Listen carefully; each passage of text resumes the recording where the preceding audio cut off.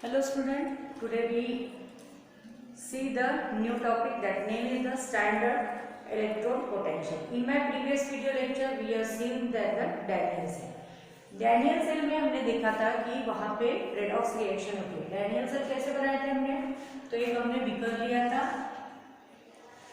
जिसमें हमने zinc rod रखा था. जिंक रॉड के केस में यहाँ पे ये आपका जिंक रॉड है और ये जिंक रॉड के केस में यहाँ पे आपका ऑक्सीडेशन हो रहा था. दूसरा एक हमने कंटेनर लिया था जिसमें हमने कॉपर रॉड रखा था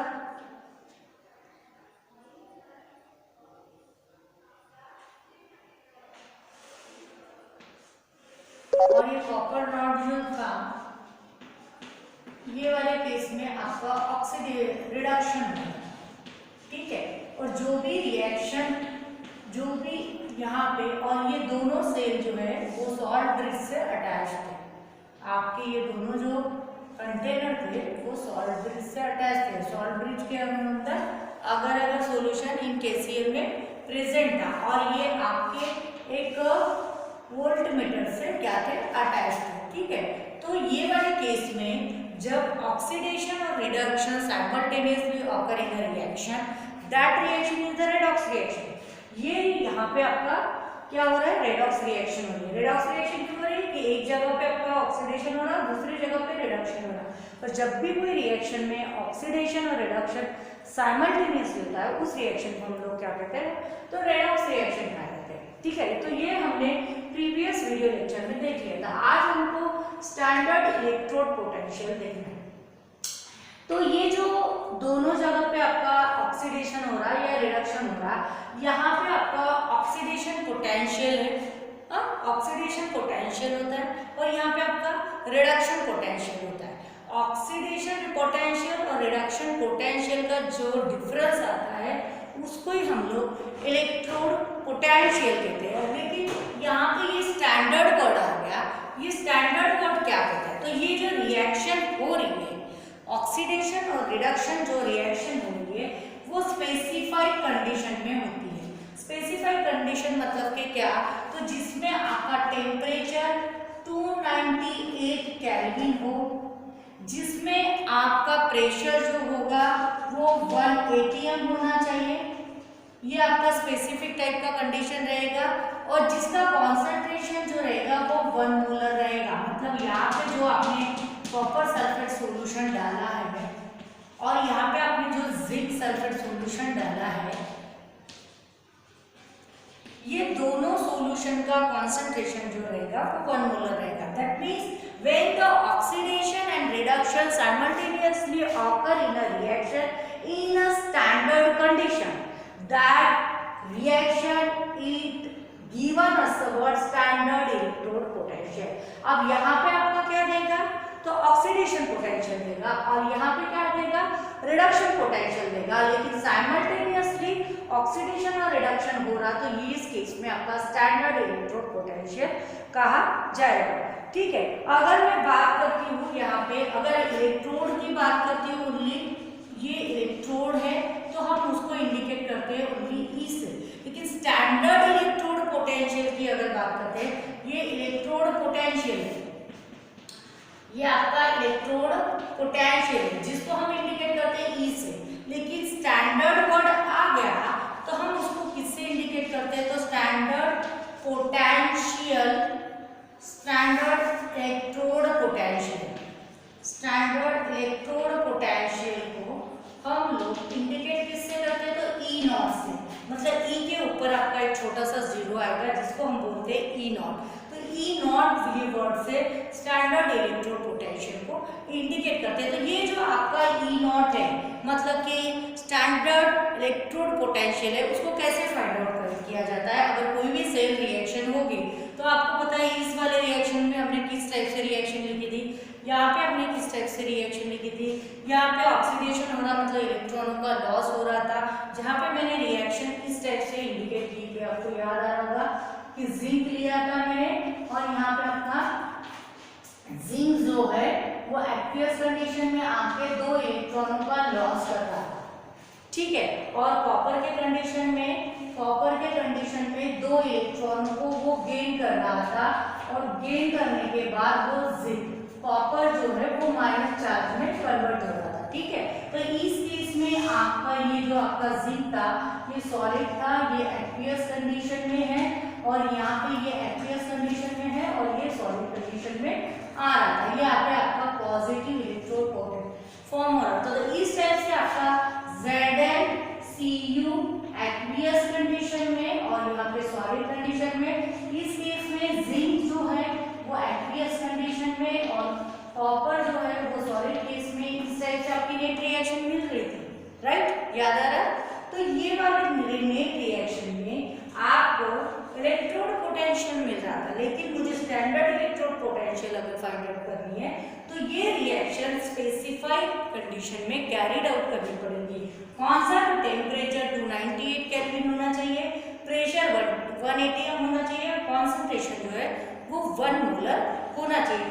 तो how can you find out the E0 मतलब standard electrode potential. Standard electrode potential को निकालने के लिए ये हमारी नेट सेल रिएक्शन है। तो ये नेट सेल रिएक्शन मतलब कि कैसे निकालेंगे? तो E0 सेल इक्वल टू आप लिखोगे इलेक्ट्रोड का right hand side minus electrode का left hand side. Left hand side में ऑक्सीडेशन और यहाँ पे राइट हैंड साइड में जो भी आपका आ रहा है रिडक्शन। तो रिडक्शन माइनस के जो आपका ऑक्सीडेशन हो रहा है उनकी जो वैल्यूज आएंगी उन दोनों का डिफरेंस मतलब कि आपका क्या आ जाएगा? E0 से आ जाएगा, मतलब स्टैंडर्ड इलेक्ट्रोड पोटेंशियल यहाँ पे आपका क्या हो जाएगा? फाइंड आउट हो जाएगा। ठीक है, और ये स्टैंडर्ड इलेक्ट्रोड पोटेंशियल का क्या क्या सिग्निफिकेंस है? हम ये स्टैंडर्ड इलेक्ट्रोड पोटेंशियल को रेफरेंस इलेक्ट्रोड करके भी यूज कर सकते हैं। तो ये रेफरेंस इलेक्ट्रोड मतलब कैसे? तो जैसे कि सपोज समझ लो मैंने यहाँ पे ये वाले केस में ये स्टैंडर्ड हाइड्रोजन इलेक्ट्रोड लगा दिया। अच्छा, HSHE स्टैंडर्ड हाइड्रोजन इलेक्ट्रोड मैंने यहाँ पे अटैच कर दिया और ये वाले इलेक्ट्रोड का पोटेंशियल मुझे पता नहीं है, तो मैं क्या करूँगी इस कंडीशन में? ये तो इसका तो आपको इलेक्ट्रोड पोटेंशियल स्टैंडर्ड कंडीशन में इसका पता ही होगा, तो ऑब्वियसली हम ये इसको सेकंड वाले इलेक्ट्रोड का पोटेंशियल क्या कर सकते हैं? फाइंड आउट कर सकते हैं। तो हम लोग ये वाले केस में इसको रेफरेंस इलेक्ट्रोड करके भी क्या कर सकते हैं? आप लोग इसको यूज कर सकते हैं। ठीक है, तो नेक्स्ट वाली हमारी कंडीशन है significance of the E0 values. E0 values की हम लोग क्या वैल्यू है वो देखते हैं। चलो, तो आगे वाले टॉपिक को देखते हैं। आगे वाला टॉपिक क्या कहता है? सिग्निफिकेंस।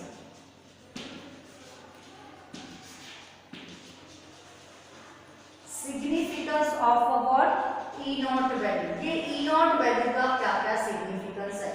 E0 वैल्यू का, अब E0 वैल्यू जो है वो आपको हर एक इलेक्ट्रोड के पोटेंशियल के बारे में बताती है कि उसके पास कितना पोटेंशियल है, वो बताने का काम करती है कि इस केस में आपका ऑक्सीडेशन होगा कि इस केस में आपका रिडक्शन होगा। ये बताने का काम जो है यहाँ पे किया जाता है। और आपको पता है कि यहाँ पे ऑक्सीडेशन और रिडक्शन साइमल्टेनियसली होता है। तो अगर मैं यहाँ पे इस केस में अगर देखती हूँ तो आपके पास अगर सपोज समझ लो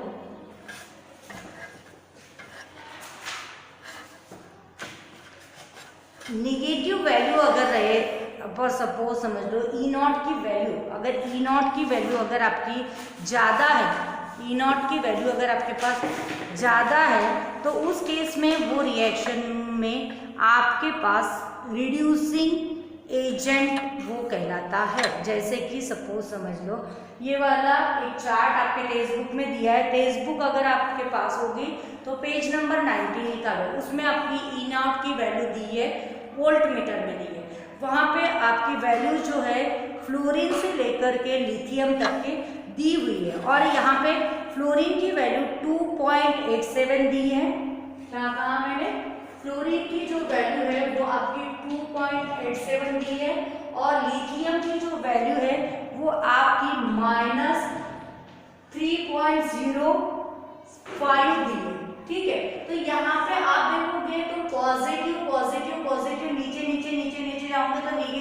और नेगेटिव की वैल्यू फिर आपकी आगे में जाते हो तो बढ़ते बढ़ते जाती है। तो यहाँ ये इस केस में ये बोला जाता है, अगर आपकी वैल्यू नेगेटिव वैल्यू अगर ज़्यादा बड़ी होगी तो वो जो आपका एलिमेंट होगा वो स्ट्रॉन्ग रिड्यूसिंग एजेंट कहलाएगा। मतलब यहाँ पे आप लिख सकते हो larger the negative value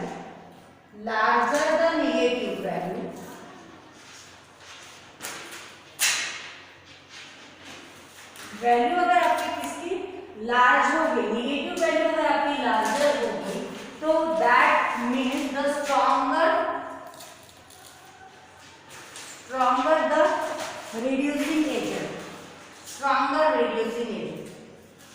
reducing agent, ये स्ट्रॉन्ग रिड्यूसिंग एजेंट है। तो इसके उल्टा क्या होगा, अगर सपोज समझ लो लार्जर द पॉजिटिव वैल्यू होगी, सपोज समझ लो, तो वो स्ट्रॉन्गर ऑक्सीडाइजिंग एजेंट होगी। समझ में आ गया। अगर वैल्यू स्ट्रॉन्ग आपकी नेगेटिव वैल्यू अगर बड़ी है तो वो रिड्यूसिंग एजेंट कहलाएगी, और लार्जर पॉजिटिव वैल्यू है तो वो आपकी ऑक्सीडाइजिंग एजेंट कहलाएगी। और यहाँ पे अगर आप दो एग्जांपल को अगर देखते हो तो यहाँ पे फ्लोरीन की वैल्यू जो है वो पॉजिटिव है और सबसे ज्यादा है, तो ये जो आपकी सबसे ज्यादा वाली केस है, तो आपको बोला है पॉजिटिव वैल्यू अगर आपकी बड़ी है तो ये आपका क्या होगा, ऑक्सीडाइजिंग एजेंट कहलाएगा। और नेगेटिव वैल्यू अगर बड़ी है तो ये आपका रिड्यूसिंग एजेंट कहलाएगा। मतलब कि लिथियम जो है, ये अल्कली मेटल जो है, ये रिड्यूसिंग एजेंट है और ये जो है आपका ऑक्सीडाइजिंग एजेंट है। ठीक है, तो आप by the use of the E not value, मतलब स्टैंडर्ड इलेक्ट्रोड पोटेंशियल के वैल्यू के द्वारा आप कौन सा ऑक्सीडाइजिंग एजेंट है, कौन सा रिड्यूसिंग एजेंट है, और and you can use that value as a reference value. ठीक है, रेफरेंस के लिए भी आप इसको क्या कर सकते हो, यूज कर सकते हो। तो ये दोनों यूजेस इसके ई नॉट वैल्यू के है। ठीक है, यहाँ पे आपका रेडॉक्स रिएक्शन चैप्टर नंबर 6 पूरा का पूरा कंप्लीट होता है। आप पूरे वीडियोस को फिर से एक बार देख लो। अगर फिर भी आपको कोई डाउट या क्वेश्चन होगा तो यू कैन आस्क मी। ठीक है, अब हम लोग नेक्स्ट टाइम नेक्स्ट चैप्टर को स्टार्ट करेंगे। Okay, thank you.